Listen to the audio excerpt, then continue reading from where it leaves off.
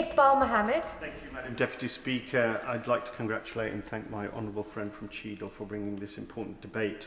May I also welcome and thank all the public service men and women in the gallery and that are watching at home. Madam Deputy Chair, this debate coincides with the fantastic news this week that the brave train driver Samir Zitouni, injured during the Huntington train attack, has finally been discharged from hospital. It reminds us how often the people on our front lines do not receive the credit or recognition they truly deserve. And if this is true for a single shocking and horrifying incident that rightly captured national attention, then we can only imagine the countless cases faced by our emergency personnel who risk their lives day in, day out, so often unnamed in the reporting that follows.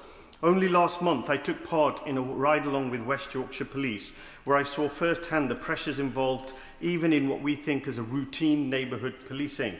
Reflecting on that experience, I'm struck by how our officers can, within seconds, find themselves face-to-face with frightening and unpredictable situations.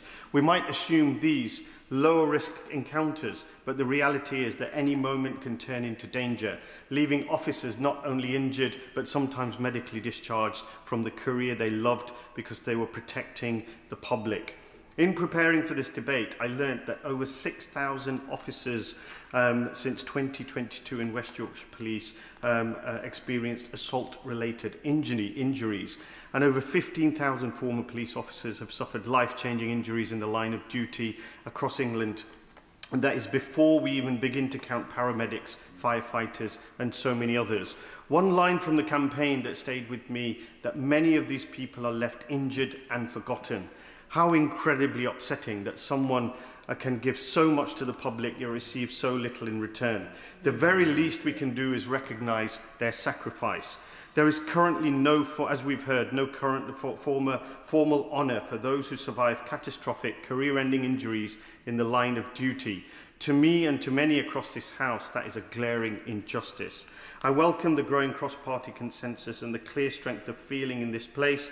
That is why I strongly support the introduction of an Injury in Service Award, mirroring the recognition rightly given to those who lose their lives, but extended to those who bear lifelong scars for their service. These individuals met every duty the public asked of them. It is time the state met its duty to them. I urge the Government, the Cabinet Office and the Honours and Appointments Secretariat to act to ensure that these extraordinary sacrifices are finally recognised, formally and permanently. It would not take much from them, but it would mean the world to those who gained the recognition they have long deserved. Our emergency services are there for us at the very worst moments of our lives. It is long past time that we showed them that this country sees, remembers and honours their courage. Thank you.